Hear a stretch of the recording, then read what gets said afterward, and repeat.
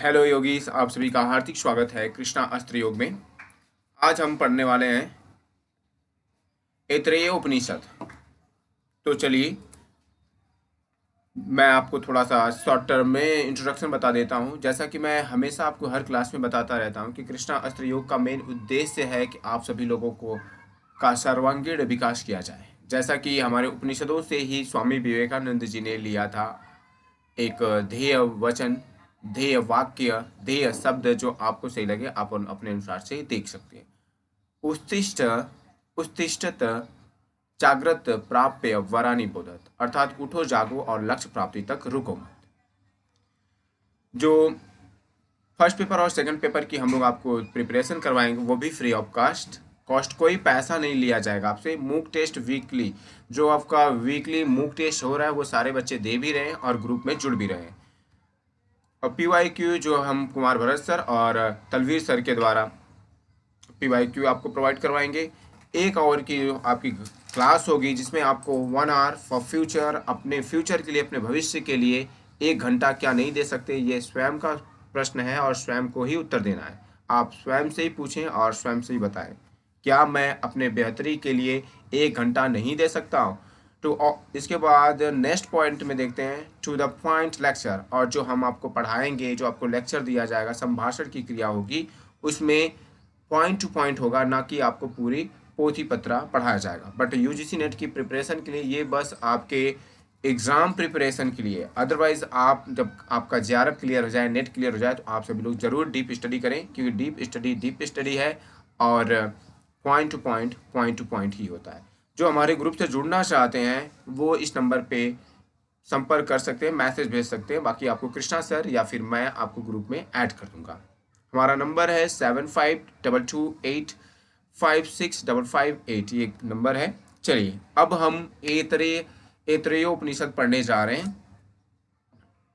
आप यहाँ पर देख पा रहे हैं गुरु हैं और उनके सामने शिष्य बैठे हुए हैं। जैसा कि हमने इससे पिछले उपनिषद के बारे में जब हमने पढ़ाई किया तो उसमें हमने जाना कि गुरु के समीप बैठकर लिया जाने वाला ज्ञान ही उपनिषद है, जिसमें एक गुरु और एक शिष्य की जो परंपरा है, जिसमें हम वाक श्रुति द्वारा सुन करके गुरु के वचनों को, ज्ञान की जो परंपरा है उसे आगे लेकर जाते हैं, वही उपनिषद है। तो चलिए अब उपनिषद देख लेते हैं। ऐतरेय उपनिषद, हमारा जो आज का उपनिषद है उसका नाम है ऐतरेय उपनिषद। वेद ऋग्वेद से संबंधित है। ऐतरेय उपनिषद किससे संबंधित है? तो ऋग्वेद से संबंधित है। सबसे प्राचीन अगर कोई हमारा वेद है तो उसका नाम है ऋग्वेद। ऐतरेय आरण्यक के चौथे और 5वें और 6ठे अध्याय में शामिल है। क्या बता रहे हैं? ये ऐतरेय आरण्यक का चौथा अर्थात 4 एंड इसके बाद 5वां, 4th 5th एंड 6th अध्याय में शामिल है। क्या है? चौथे, 5वें और 6वें अध्याय में शामिल है। अध्याय की बात करें, ऐतरेय उपनिषद में 3 अध्याय हैं। लेसन्स की बात करें तो 3 लेसन्स हैं। प्रथम अध्याय में 3 खंड हैं। फर्स्ट लेसन में क्या है? 3 खंड बनाए गए हैं, अर्थात 3 भाग में डिवाइड किया गया है। मंत्रों की बात करें तो ऐतरेय उपनिषद में 33 मंत्र हैं। विद्या विषय की बात करें, ज्ञान की बात करें, टॉपिक की बात करें तो हम अभी जो पढ़ने वाले हैं तो सब्जेक्ट क्या है? वो है विद्या की प्रधानता का वर्णन। जो विद्या की प्रधानता है उसका वर्णन किया गया है। अब हम पढ़ने जा रहे हैं प्रथम अध्याय प्रथम खंड, प्रथम अध्याय का प्रथम खंड अर्थात लेसन 1 का फर्स्ट खंड हम पढ़ने जा रहे हैं। तो इसमें सृष्टि की उत्पत्ति कैसे हुई, निर्माण कैसे हुआ, जन्म कैसे हुआ, उसके बारे में। सबसे पहले एकमात्र या आत्मा ही है। क्या बता रहे हैं? सबसे पहले एकमात्र इंडिविजुअल कौन है? तो वो आत्मा है और आत्मा ही था, क्योंकि कहते हैं आत्मा अजर है, नित्य है, शाश्वत है, पुरातन है, अजन्मा है, ना ही कभी मरता है, ना ही कभी जन्म लेता है। बस वो क्या करता है? शरीर का चेंजेस करता रहता है। तो सबसे पहले एकमात्र या आत्मा ही था। सर्वप्रथम अगर कोई था तो आत्मा था, उसके सिवा सक्रिय रूप में कोई भी नहीं था। अगर कोई सक्रिय था तो बस आत्मा था, उसके सिवा और कोई दूसरा सक्रिय नहीं था। और ये बता रहे हैं कि ये जो अभी आत्मा की बात कर रहे हैं, इससे पहले आत्मा भी नहीं था। उसने इच्छा की, फिर आत्मा ने क्या किया? इच्छा किया। किसका इच्छा किया? लोकों का सृजन करूं। और फिर आत्मा ने ही लोकों का सृजन करने का मन में विचार आया कि मैं क्या करता हूँ, लोक निर्माण करता हूँ, लोक का सृजन करता हूँ। तो उसने इन लोगों का सृजन किया और आत्मा ने ही इन लोगों का सृजन किया। वो कौन कौन से लोग हैं, चलिए देख लेते हैं। यहाँ पर चार मेन पॉइंट हम देख पा रहे हैं जो रेड कलर में लिखा हुआ है। पहले नंबर पर अम्ब है, दूसरे नंबर पर मरीचि है, तीसरे नंबर पर मर है और चौथे नंबर पर आपह है। अम्ब के बारे में देखते हैं। द्युलोक से परे स्वर्ग की प्रतिष्ठा है। ये बता रहे द्युलोक के परे क्या है, स्वर्ग प्रतिष्ठित है। जहाँ पर इंद्र आदि देव निवास करते हैं उसे स्वर्ग कहते हैं, और उस स्वर्ग की प्रतिष्ठित कहाँ है, द्युलोक से काफी दूर है, परे है। मरीचि के बारे में बता रहे हैं, अंतरिक्ष अर्थात प्रकाश लोक, ऋक्ष अर्थात प्रकाश लोक, द्युलोक कहा गया है। क्या बता रहे हैं, मरीचि का मतलब क्या है, प्रकाश लोक है। इसके बाद बता रहे मर, पृथ्वी, पृथ्वी अर्थात मृत्यु लोक का नाम ही मर है। मृत्यु लोक जहां पर पेड़ पौधे पादप जंतु जीव मृत्यु को प्राप्त होते हैं और फिर जाकर के वो फिर से रिबर्थ होता है, जन्म लेते हैं, उसे क्या कहते हैं, मृत्यु लोक कहते हैं। तो मर को मर जो है उसको बताया गया है पृथ्वी लोक को। मर क्या है, पृथ्वी लोक है। आपह जो नीचे स्थित है वह पाताल लोक आपह कहा गया है। पृथ्वी के नीचे क्या है, आपह है, पाताल लोक। और पाताल लोक में कौन किसको ले गया था, तो अहिरावण ने राम और लक्ष्मण जी को लेकर गए थे। कहाँ, पाताल लोक में, और हनुमान जी वहां से लेकर आए थे। आप इस प्रकार से याद कर सकते हैं। लोकपालों का सृजन, अब यहाँ पर बताया जा रहा है कि लोकपालों का कैसे निर्माण हुआ, इसके बारे में। चलिए अब देखते हैं, यहाँ आप इसे जरूर पढ़ लीजिएगा श्लोक को। श्लोक के नीचे हम इसके भावार्थ को देखते हैं। उसने इन लोकों के लोकपालों का सृजन किया। किसने किया, जो आत्मा है उसने लोकपालों का क्या किया, सृजन किया। सृजन करने की इच्छा की, लोकपालों को नियुक्त करने की, सृजन करने की इन्होंने क्या किया, आत्मा ने निश्चय किया या इच्छा किया। उसने जल से ही पुरुष हिरण्यगर्भ रूप निकाल कर उसे मूर्तिमान किया। और जल में से आत्मा ने क्या किया, हिरण्यगर्भ रूपी पुरुष को निकाला और निकाल करके क्या किया, मूर्तिमान किया या प्रतिष्ठित किया। उसने संकल्प रूप तप किया, और आत्मा ने क्या किया, संकल्प रूप का तप किया। उस तप से अंडे के समान मुख उत्पन्न हुआ, और उसी तप के परिणाम स्वरूप क्या हुआ, अंडे के मुख के समान मुख की उत्पत्ति हुई। अंडे के समान मुख की उत्पत्ति हुई। चलिए अब देखते हैं क्या बता रहे हैं। अब इन सब का कोरिलेशन देख लेते हैं और क्या क्या कैसे कैसे क्या हुआ, चलिए देखते हैं। मुख, नासिका रंध्र, इसके बाद बता रहे आंखें, कर्ण, त्वचा, हृदय, नाभि, लिंग। मुख, वाक और वाक इंद्री, अग्निदेव। तो बता रहे किस देवता का किस हमारे ऑर्गन के साथ संबंध है, तो बता रहे मुख अर्थात वाक, जो हम बोलते हैं वो इसका किसके साथ संबंध है, मुख के साथ संबंध है। वाक अर्थात वाणी, और इंद्री, वाक इंद्री, वाक इंद्री किससे संबंधित है, जिससे हम बोलते हैं इसे वाक इंद्री कह दी गई। जो शब्द निकल रहे हैं वो वाक है, और जिसके द्वारा बोला गया वो इंद्री है, तो वाकेंद्री। वाकेंद्री का संबंध किससे है, तो अग्निदेव का। मुख का संबंध अग्निदेव से। नासिका रंध्र, नासिका में क्या जाता है, श्वास जाता है और आता है, जिसे हमें योग साइंस में प्राण कहते हैं। प्राण का संबंध हमारे नासिका से है, और प्राण को हम दूसरे शब्दों में क्या कहते हैं, वायु कहते हैं। जो हमें जीवन देता है वो सभी हमारे लिए ईश्वर हैं। तो वायुदेव का संबंध नासिका रंध्र से है। ठीक है, मुख का संबंध वायुदेव से है, नासिका का संबंध, मुख का संबंध अग्निदेव से, नासिका का संबंध वायुदेव से। अब आंखों का संबंध देखते हैं। आंखें चक्षु इंद्रिय, जो आंखें हैं चक्षु इंद्रिय, आंखों के द्वारा देखते इसलिए चक्षु इंद्रिय हो गई। इसके बाद इसके देवता की बात करें तो सूर्य देव हैं, जिन्हें हम आदित्य कहते हैं। कर्ण, जो हमारी इंद्रिय है उसका नाम कर्ण है, और इसके माध्यम से देखते हैं तो श्रोत्र इंद्रिय, कर्ण जो हमारा कान है, इससे सुनने का कार्य करते हैं, इसलिए इसे क्या कहा गया है, श्रोत इंद्री कही गई है, श्रोत्र इंद्री। और ये क्या करता है, दिशाएं, ये हमारे दिशाओं को रिप्रेजेंट करता है। आपने ऐसा तो कभी नहीं सुना होगा कि आवाज जो है सिर्फ एक दिशा से आती है, आवाज चारों दिशा से आती है। जिधर से हमें तेज गति से ध्वनि सुनाई देती है तो हम समझ जाते हैं कि इधर ध्वनि बज रही है, तो मतलब इस दिशा से आ रही है, राइट से आ रही है, लेफ्ट से आ रही है, वगैरह वगैरह। त्वचा, त्वचा जिसे हम स्किन कहते हैं इंग्लिश में, त्वचा का संबंध रोम से है। औषधि एवं वनस्पतियां, जब हमारे त्वचा पर हम औषधि जैसे हर्ब्स कुछ लगाते हैं, या फिर आप समझ लीजिए हमने बर्फ लगाया, तो हमें पता चलता है शीतलता, ठंडा, कूलिंग सेंसेशन फील होता है। बट अगर हम उसे कोई कोयला जलता हुआ अपने हाथ पे रख ले या कुछ रख ले, तो हमें तुरंत त्वचा के माध्यम से सेंसेशन से पता चल जाता है कि हमारा स्किन जल रहा है, ठंडा हो रहा है, वगैरह वगैरह। तो त्वचा का संबंध रोम से, रोम औषधि एवं वनस्पतियों से संबंध है। ये त्वचा का संबंध किससे है, औषधियों से है, वनस्पतियों से है। इसलिए औषधियां और वनस्पतियां हमारे लिए क्या है, पूजनीय है, देव हैं। हृदय, हृदय का संबंध हमारे मन से है, और इसके देवता की बात करें तो चंद्रमा देव है। नाभि, नाभि कहते हैं सोर्स ऑफ एनर्जी है, नाभि को ऊर्जा का केंद्र भी कहा जाता है। नाभि में अपान वायु का निवास स्थान बताया गया है। और यहाँ पर कौन से देवता निवास करते हैं, तो मृत्युदेव अर्थात स्वयं यमराज, यमराज व्यवस्थित होते हैं, स्थिर रहते हैं। कहाँ पर, तो अपान वायु हमारे नाभि के पास।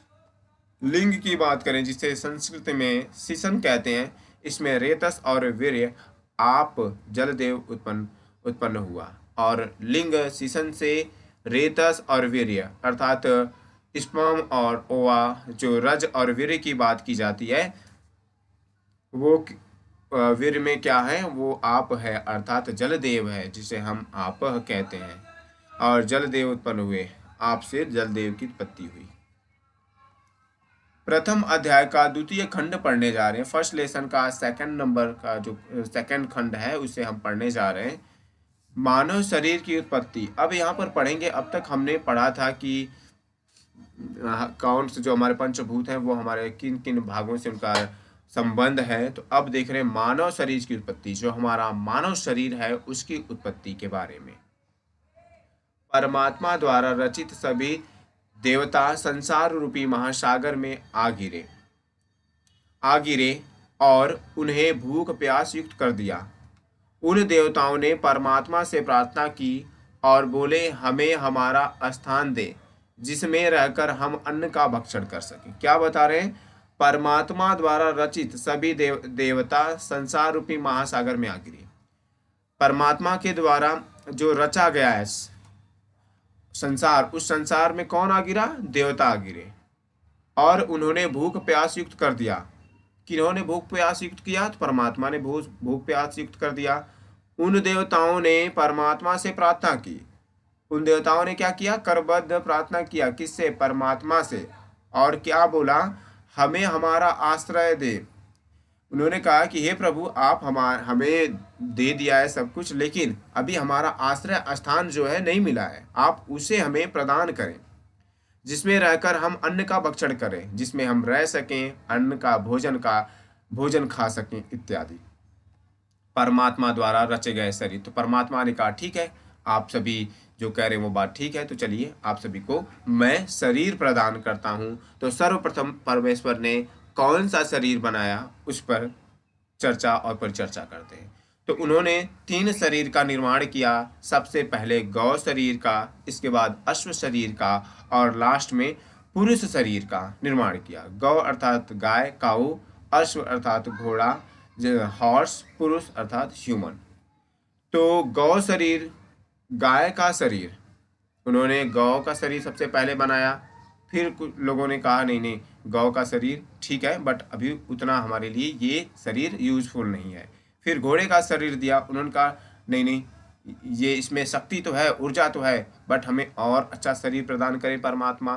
फिर लास्ट में परमात्मा ने मनुष्य शरीर बनाया, मनुष्य का शरीर जिस पर सभी देव प्रविष्ट हुए। और जब मनुष्य का शरीर ईश्वर ने बनाया, तो उस शरीर में सारे देवता जो थे प्रविष्ट हुए, अर्थात प्रवेश किए, इंटर किए। अब आपको एक चार्ट दिखाई दे रहा होगा, ये देखिए 2 कलर में डिवाइड किया गया है, बाकी ये इस जगह की कमी की वजह से ऐसे कर दिया गया है। बाकी देख सकते हैं देव, यहाँ पर भी देव दिया गया है। इंद्रिय छिद्र शक्ति, छिद्र शक्ति और इंद्रिय छिद्र शक्ति के स्थान। तो अभी हम देखेंगे देवता कौन कौन से हैं। तो पहले देवता का नाम है अग्नि, दूसरे देवता का नाम है वायु, तीसरे देवता का नाम है सूर्य और चौथे देवता का नाम है दिशा। पांचवें देवता का नाम है औषधि वनस्पति और छठे देवता का नाम है चंद्रमा। सप्त देवता का नाम है मृत्यु और अष्ट देवता का नाम है जल। 8 देवताओं की बात की गई है। तो अग्निदेव जो हैं उनकी इंद्रिय छिद्र शक्ति क्या है? वाक होकर, अर्थात शब्द को उत्पन्न करके वाणी से जो वचन, जो शब्द स्फुटित होते हैं उनके द्वारा उनकी वो इंद्रिय शक्ति क्या है? तो वाक शक्ति है। इंद्र छिद्र शक्ति का स्थान क्या है? मुख में प्रवेश कर गए। और जो बोलने की शक्ति है वो किसमें प्रवेश लिया? स्थान कौन सा लिया? तो हमारा मुंह में प्रवेश लिया। कहते हैं ना, जिह्वा, आपकी वाणी ही आपको मधुरता की ओर लेकर जाती है, रिश्ते को मजबूत बनाती है और आपकी जिह्वा ही लोगों के दिल में से एक बार में ही निकाल कर फेंक देती है। तो इसलिए कहते हैं कि तीर का छूटा हुआ बाण वापस नहीं आ सकता। ठीक उसी प्रकार से जिह्वा के द्वारा उत्पन्न भाषण, एक बार अगर अच्छे या बुरे शब्द निकल गए वो दोबारा वापस नहीं आते। अब देखेंगे यहाँ पर सेकंड नंबर में वायुदेव को रखा गया है। तो वायु का छिद्र शक्ति क्या है? प्राण है, अर्थात हमारे नाक से क्या जाता है? प्राण जाता है। इसे क्या कहते हैं? प्राणवायु। प्राणवायु हमारे कहाँ प्रविष्ट हुआ? तो इसका स्थान बताया गया है नासिका रंध्र में प्रवेश कर गया। और प्राण कहाँ प्रवेश किया? तो हमारे घ्राण इंद्रिय, नासिका इंद्रिय या फिर नॉस्ट्रल में प्रवेश कर गया। सूर्य चक्षु होकर अर्थात नेत्र होकर के कहाँ प्रवेश किया उन्होंने? तो हमारे आंख में प्रवेश किया। चक्षु इंद्रिय, जो हम आंखों से देखते हैं, जो शब्द दिखाई देते हैं, अगर हमने सामने आंखों से कुछ देखा तो वो क्या है? हमने किससे देखा? क्या माध्यम था, क्या जरिया था? वो माध्यम था हमारा आंख। जो चीज़ हमने देखा वो देखने वाला शब्द है, लेकिन किसके माध्यम से देखा गया? जिसके माध्यम से देखा गया वो हमारा माध्यम क्या है? आंख है। इसलिए चक्षु होकर के कहाँ प्रवेश लिया? हमारे आंखों में प्रवेश लिया। अब दिशाओं की बात करते हैं। दिशा श्रोत्र होकर हमारे कानों में प्रवेश कर गया, अर्थात शब्द बन करके कहाँ गए? हमारे कानों में प्रवेश कर गए, बताया जा रहा है इस माध्यम से। औषधि देवता या वनस्पति देव हैं, वो रोम होकर, और वो क्या है? रोम छिद्रों के द्वारा कहाँ प्रवेश कर गए? त्वचा में प्रवेश कर गए। हमारे रोम पोर्सों के माध्यम से, हमारे त्वचा के माध्यम से कहाँ पहुँच गए? त्वचा में प्रवेश कर गए। हमारे रोम के माध्यम से होकर, रोम छिद्रों के माध्यम से होकर के त्वचा में पहुँच गए। अब चंद्रदेव की बात की जा रही है, चंद्रमा की बात किया जा रहा है यहाँ पे। चंद्रमा जो है मन होकर, चंद्रमा क्या है? वो मन हो गए और कहाँ प्रवेश लिए? हृदय में प्रवेश कर गए। और वो कहाँ प्रवेश हुए? हृदय में प्रवेश कर लिया। किसने किया? चंद्रमा ने किया। मृत्यु अपान होकर, मृत्यु क्या है? अपान होकर के कहाँ पर प्रवेश लिया? नाभि में प्रवेश हुआ। नाभि में कौन देवता रहते हैं? तो आप बताएंगे मृत्यु के देवता। मृत्यु के देवता कौन है? तो वो यमराज हैं। जल, अब हम जल देवता की बात कर रहे हैं। ये रेतस वीर्य होकर, ये क्या है? रेतस वीर्य, अर्थात महिला और पुरुष के संयोग से जिस वीर्य, जो जल है, एक नए जीवन का निर्माण होता है, उस रेतस और वीर्य के माध्यम से बन करके वो कहाँ प्रवेश हुए? तो शीशन में प्रवेश हो गए। जो हमारा लिंग है, स्त्रीलिंग और पुरुष लिंग का जो लिंग है, जो लिंगानुपात बताया जाता है, ठीक इसी के आधार पर बताया जाता है। लिंग, जो महिला और पुरुष, इतने महिलाएं हैं इतने पुरुष हैं, ठीक उसी प्रकार से। तो रेतस और वीर्य कहाँ गए? तो वो हमारे शीशन, हमारा जो संसर्ग वाला मार्ग है, जो जरिया है, वहाँ पर चले गए। भूख प्यास का स्थान, फिर इसके बाद भूख प्यास ने भी अपनी बातों को रखा और उन्होंने भी स्थान मांगा। तो ईश्वर क्या कहते हैं भूख प्यास के बारे में? चलिए देखते हैं। भूख प्यास ने परमात्मा से कहा कि हमारे लिए भी व्यवस्था करें। जब देखा भूख प्यास ने, कह रही सबकी व्यवस्था तो हो रही है, हमारे लिए भी व्यवस्था होनी चाहिए। तब जा करके परमात्मा से भूख और प्यास बोले कि हे प्रभु, हमारे लिए भी व्यवस्था करें, हमारा भी एक स्थान होना चाहिए जहाँ पर हम व्यवस्थित होकर के कुछ कर सकें। वह बोला तुम्हें इन देवताओं में ही भाग देता हूँ। और आत्मा ने क्या बोला कि मैं तुम्हें इन देवताओं में ही भाग देता हूँ, तुम इन देवताओं के साथ ही लग जाओ, इन्हीं को भागीदार बनाता हूँ। और उन्होंने कहा कि ठीक है, बस अब फाइनल ये है कि तुम ये इन्हीं के भागीदार हो। अतः जिस किसी देवता के लिए हवि ग्रहण की जाती होती है, क्या बता रहे हैं कि जिस किसी देवता के लिए हवि ग्रहण की जाती है होती है। प्रथम अध्याय का हम तृतीय खंड पढ़ने वाले, लेसन नंबर 1 का तृतीय खंड पढ़ने वाले हैं। अब भी हमने पढ़ा है भूख और प्यास का स्थान। अब देखेंगे अन्न की उत्पत्ति कैसे हुई, जो भोजन हम करते हैं उसकी उत्पत्ति कैसे हुई। देखिए यहाँ पे कई सारे सीड्स बीज आपको दिखाई दे रहे हैं, इनकी उत्पत्ति कैसे हुई है उनके बारे में बताया जा रहा है। परमात्मा ने इच्छा की अब इन लोकपालों के लिए अन्न की रचना करूं। परमात्मा ने सोचा कि क्या करना है, अब इस लोक के लिए और जो लोकपाल हैं जो उनके लिए क्या करूं, अन्न की रचना करूं। उसने अप अर्थात जल के किया, उस तपे हुए जल से मूर्ति उत्पन्न हुई, वह जो मूर्ति उत्पन्न हुई वही अन्न है। बता रहे हैं कि उन्होंने सबसे पहले क्या किया, परमात्मा ने एक इच्छा की और इच्छा में उन्होंने क्या किया, लोकपाल और लोकपालों के लिए सोचा कि मैं अन्न का रचना करूं। और रचना करने के लिए उन्होंने क्या किया, सबसे पहले अप अर्थात जल किया, जल से तपे हुए जल से मूर्ति उत्पन्न हुई। और जो जल था जिसे हम अप कह रहे हैं, उस तपे हुए जल से क्या हुआ, एक मूर्ति उत्पन्न हुई। और वह जो मूर्ति उत्पन्न हुई वही अन्न है, और जो मूर्ति उत्पन्न हुई वही क्या है। अब यहाँ पर आप देख पा रहे हैं जल, पंचमहाभूत, तप, संकल्प, मूर्ति और अन्न।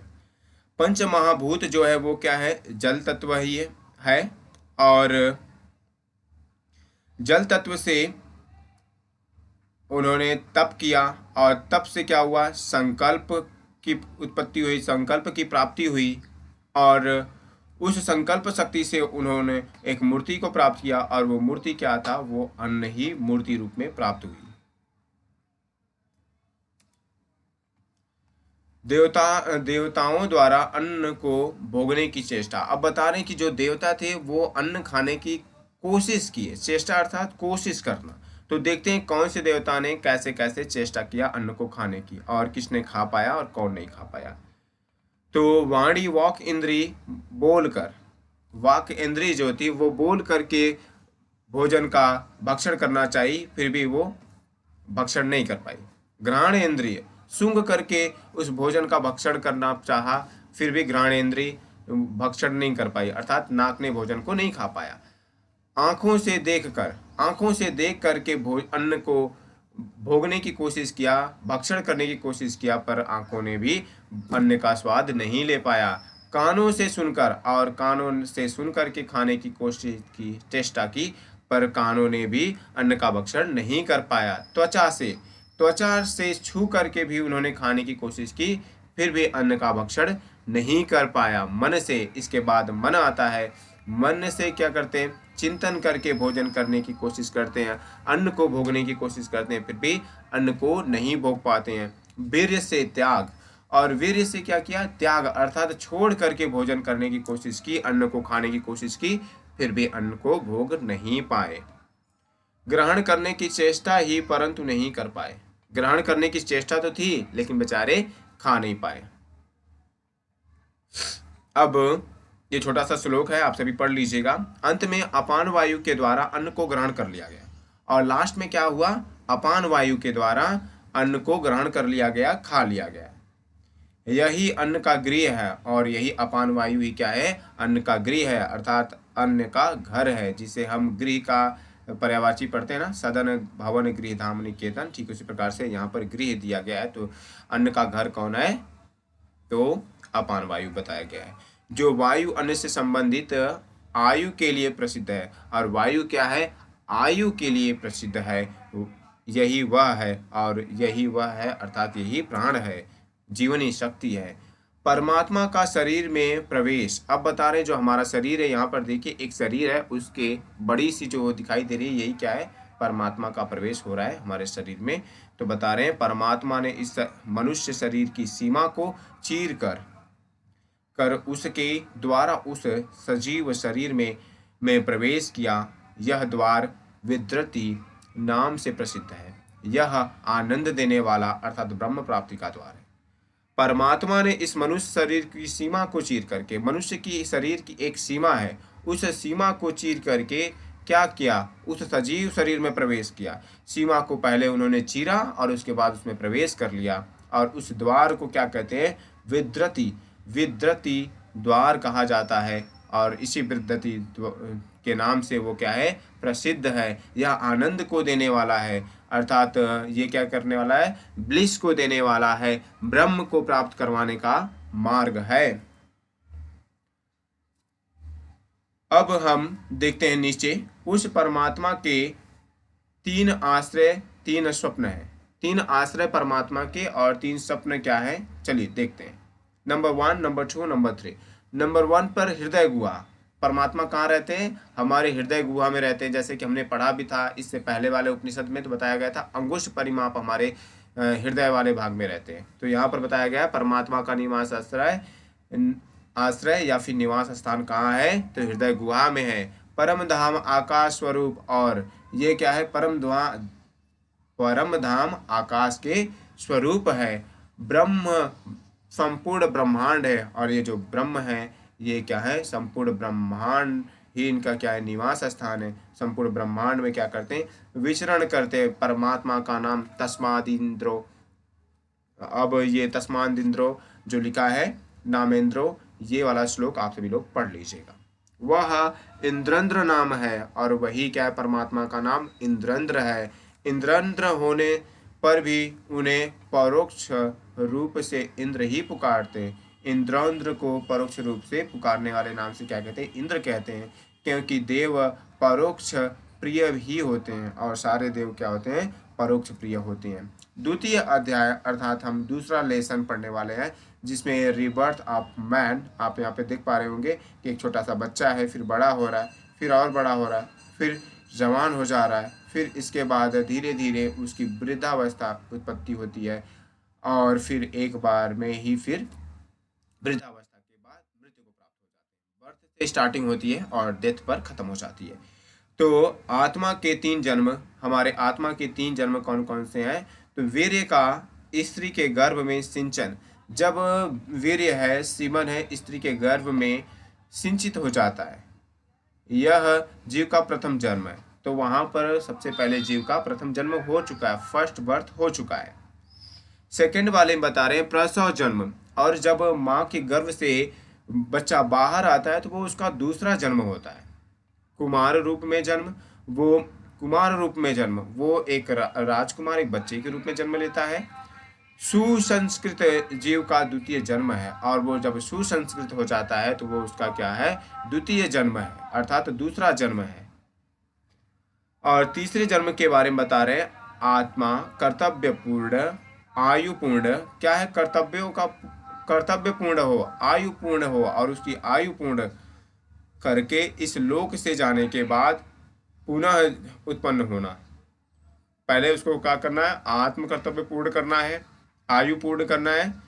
जो लोग फांसी लगाकर मर जाते हैं उनकी क्या है, मृत्यु नहीं हो रही है, उनका वो जन्म नहीं हो रहा है, वो क्या है, अपनी योनियों में भटकते रहते हैं। तो ये बता रहे तीसरा जन्म क्या है, सबसे पहले आत्मा कर्तव्य पूर्ण, जो आत्मा के कर्तव्य है उन्हें कर्तव्यों को निभाना है, निर्वहन करना है। आयु पूर्ण, और जो भगवान ने हमें 100 वर्ष की आयु दी है उस आयु को हमें मिटाना नहीं है, उसको क्या करना है, पूर्ण करना है।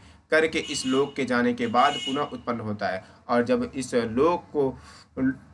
इस लोक से हम जाएंगे बाद में तो पुनः उत्पन्न होंगे। तो ये क्या है, हमारा तृतीय जन्म है, अर्थात थर्ड रीबर्थ है। जन्म मृत्यु रूप यंत्रणा से छुटकारा पाने के संबंध में वामदेव ऋषि ने दृष्टांत से समझाया गया है। ये बता रहे हैं कि जन्म और मृत्यु का जो यंत्रणा है उससे छुटकारा कैसे पा जा सकता है। छुटकारा तो बताते हैं, छुटकारा पाने के लिए एक ऋषि है, उनका नाम है वामदेव। उन्होंने दृष्टांत देकर के समझाया है। तो कौन सा दृष्टांत है, चलिए देखते हैं। वामदेव ऋषि यह सब जान ऊर्ध्व गति को प्राप्त हुए, और ये सब जान करके ऋषि जो वामदेव थे ऊर्ध्व गति को प्राप्त हुए। अधोगति अर्थात नीचे की ओर, ऊर्ध्व गति अर्थात ऊपर की ओर। तो तृतीय अध्याय में देखेंगे आत्मा का स्वरूप। अब हम आत्मा का स्वरूप देखेंगे। तो प्रश्न क्या है, चलिए पढ़ते हैं। हम जिसकी उपासना करते हैं यह आत्मा कौन है? हम जिसकी पूजा करते हैं, क्वेश्चन आया है, यह आत्मा आखिर है कौन? तो बताते हैं यदेत, तो वो बताते हैं, ये यदेत वाला श्लोक आप पढ़ लीजिएगा। जो यह हृदय है यही मन भी है। बता रहे जो हमारा हृदय है यही क्या है, यही मन है। इसके साथ संज्ञान, और इसी के साथ क्या होता है, संज्ञान होता है। आज्ञान, और इसी के साथ क्या होता है, अज्ञानता भी होती है, अज्ञान भी होता है। विज्ञान, प्रयोग प्रशिक्षण निष्कर्ष से प्राप्त ज्ञान को विज्ञान कहते हैं, और इसी से विज्ञान होता है। और प्रज्ञान, और इसी से हमारी जो प्रज्ञा है, इंट्यूशन है, उसका भी ज्ञान होता है। मेधा, मेधा शक्ति भी इसी के द्वारा बढ़ती है। दृष्टि, दृष्टि जो हम देखते हैं, धृति, मति, मनीषा, जुहू, जुहू को ज्योति, ज्योति को यहाँ पर क्या बताया इन्होंने, ज्योति को वेग बताया है। स्मृति, संकल्प, कृति, स्मृति जो हमारी मेमोरी की संकल्प शक्ति है, उसे कृति, वो कृति क्या है, मनोरथ है। मनोरथ शक्ति जो मन के रथ को कंट्रोल करता है, मनोरथ शक्ति जो हम इच्छाएं रखते हैं, मनोरथ अर्थात इच्छा शक्ति, ठीक है। कृति मतलब मनोरथ शक्ति, जिसे हम इच्छा शक्ति भी कह सकते हैं। जो हमारे मन में विचार आते हैं उनको प्राप्त करने के लिए जो इच्छाएं उत्पन्न होती हैं, वो क्या है, मनोरथ शक्ति। अशु, अशु अर्थात प्राण शक्ति, काम और वश है, और यही सब क्या है, काम है और यही वश है। यह सब प्रज्ञान के ही नाम है, और यही सब क्या है, प्रज्ञान के नाम है, अर्थात जीवात्मा के गुण है, और यही जीवात्मा के गुण है। अब हम महावाक्य के बारे में देखते हैं। तो ये जो श्लोक दिया गया है आप इसे पढ़ें जरूर, और इसके बाद छोटे शब्दों में बताया गया है प्रज्ञानम ब्रह्म, प्रज्ञान ही ब्रह्म है, यही ब्रह्म है, यही इंद्र है, और यही क्या है, ब्रह्म है, यही इंद्र है, यही प्रजापति हैं, यही समस्त देवता तथा यही पृथ्वी आकाश वायु जल, जल और तेज पंच महाभूत हैं, और यही क्या है, 5 एलिमेंट्स है, पृथ्वी जल अग्नि वायु और आकाश। यही बीज रूप समस्त प्राणियों और उनके अतिरिक्त अन्य सभी अंड से उत्पन्न होने वाले गर्भ से उत्पन्न होने वाले, बता रहे हैं यही क्या है, बीज से उत्पन्न वाले, और इसके अतिरिक्त जो अंडों से उत्पन्न होते हैं उसे अंडज कहते हैं, और जो गर्भ से उत्पन्न होते हैं और जो पसीने से उत्पन्न होते हैं जिसे हम स्वेदज कहते हैं। पसीना स्वेद संस्कृत का शब्द है, स्वेदज, स्वेद से उत्पन्न होने वाले तथा भूमि से निकलने वाले। और ये पसीने के बाद इन्होंने क्या बताया, जो भूमि से निकलने वाले क्या, तथा घोड़े, गाय, हाथी, मनुष्य, जो कुछ भी ये जगत है, क्या बता रहे हैं, गाय, सबसे पहले इन्होंने कहा घोड़े, गाय, हाथी, मनुष्य, जो कुछ भी यह जगत है तथा जो कुछ भी इस जगत में पंखों वाला है, चलने फिरने वाला है। पंखों वाला कौन कौन से, जो चिड़ियाँ हैं, छोटे छोटे बटरफ्लाई इत्यादि आपने देखा है, ये सब हैं, या फिर चलने फिरने वाले हैं, यथावर हैं, और प्राणी समुदाय है, चाहे यथावर हो चाहे प्राणी समुदाय है, वह सब प्रज्ञान स्वरूप ब्रह्म हम में ही स्थित है। ये सभी प्रज्ञान स्वरूप ब्रह्म किसमें स्थित है, हम में स्थित है। ठीक है, चलो, आशा करता हूँ आप लोगों को समझ में आ रहा होगा। जो चीज़ समझ में ना आए तो आप कमेंट में जरूर पूछें, हम आपको बताने की यथासंभव कोशिश करेंगे। यह समस्त ब्रह्मांड प्रज्ञान स्वरूप परमात्मा से ही ज्ञान शक्ति युक्त है। और ये सब क्या है, जो ब्रह्मांड है, समस्त ब्रह्मांड प्रज्ञान स्वरूप किसमें व्यवस्थित है, तो वो परमात्मा से ही ज्ञान शक्ति युक्त है। और वो किससे युक्त है, वो परमात्मा से ज्ञान शक्ति युक्त है। वह ज्ञान स्वरूप परमात्मा ही इसकी स्थिति के आधार है, और जो ज्ञान स्वरूप परमात्मा है वही क्या है, इस स्थिति के आधार है। यह प्रज्ञान स्वरूप परमात्मा ही हमारे उपासक ब्रह्म है, और यही प्रज्ञान स्वरूप जो परमात्मा है वो हमारे लिए पूजनीय है, हमारे लिए उपासनीय हैं और वो उपासनीय हैं, और जो उपासक ब्रह्म है और जिसका हम पूजा करते हैं वो उपासक कौन है? वो ब्रह्म है, ईश्वर है। बहुत बहुत धन्यवाद। Thank you for watching. आप सभी को अगर वीडियो अच्छी लगे तो please like share and subscribe जरूर करें। कुछ बातें कहना चाहते हैं तो ज़रूर कहें। आपके प्रश्नों का हमें इंतज़ार रहेगा, आपके कमेंट्स का हमें इंतज़ार रहेगा। बहुत बहुत धन्यवाद।